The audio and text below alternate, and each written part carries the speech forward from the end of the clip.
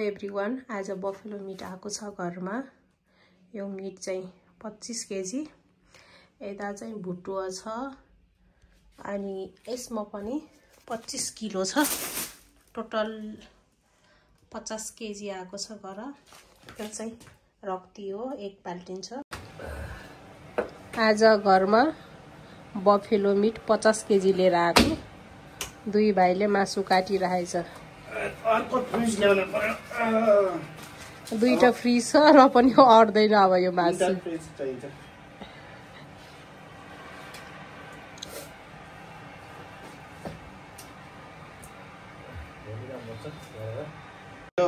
के आन्द्रा भन्छ यसलाई? सातपत्र जस्तै मिठो हुन्छ। त्यो चाहिँ झाडन जस्तो मिठो हुन्छ। कुखुराको पोटी भन्छ जस्तै।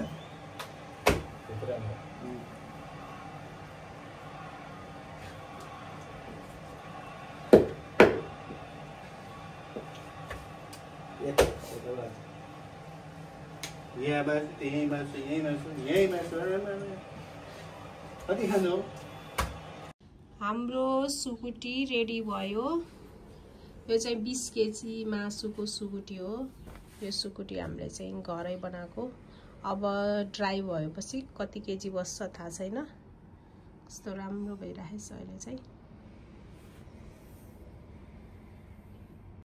3 घण्टा घाममा सुकाएपछि सुकुटी चाहिँ यस्तो भयो। ल हेर्नु, कस्तो दामी भएको छ। सेकेन्ड डे को सुकुटी कस्तो भएको रहेछ म देखाउँदैछु।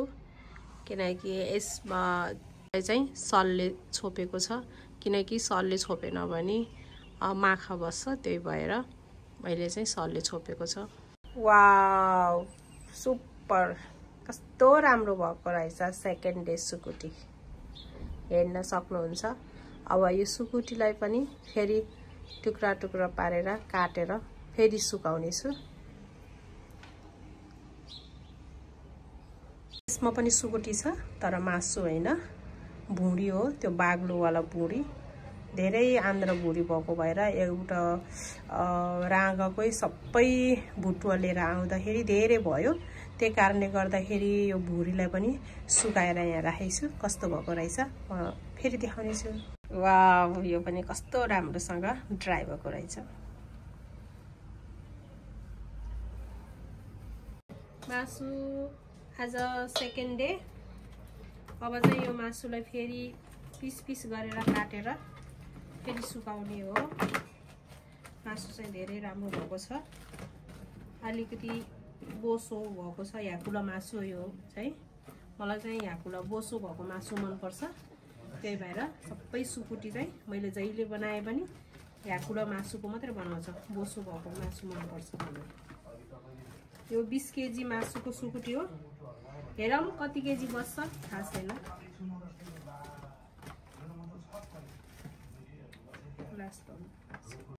यहाँ सुकुटी काट्दैछ। अब यो सुकुटीलाई काटेर फेरि सुकाउने हो।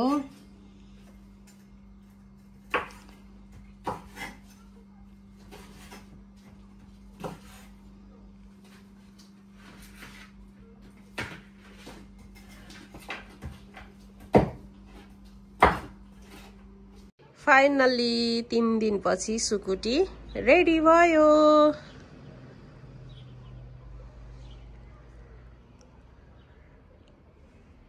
यस्तो मजासँग ड्राई भएको छ।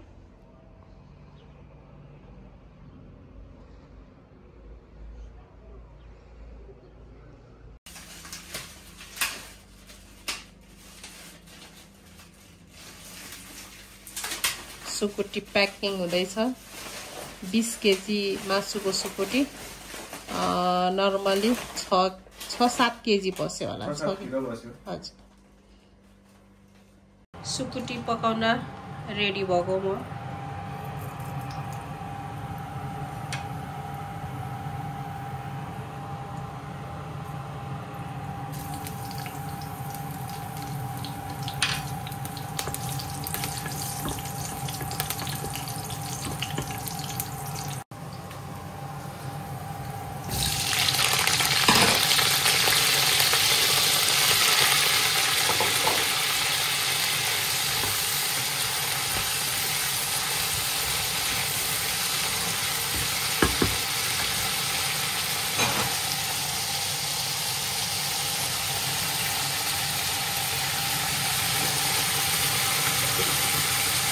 छ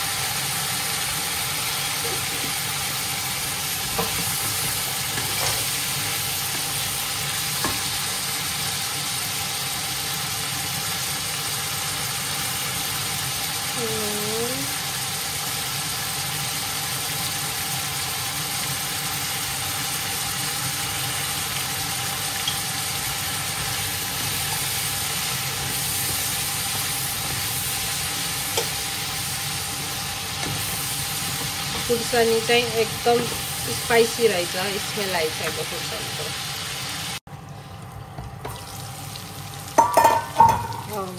कस्तो राम्रोसँग फ्राई भयो सुकुटी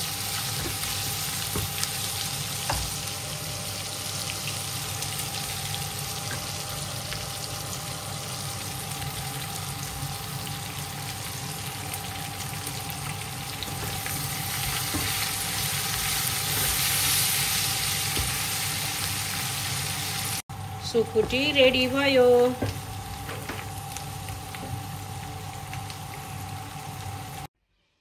यो सुकुटी क्यारोट क्युकुम्बर र जेरी अब चाहिँ खान सुरु गर्छु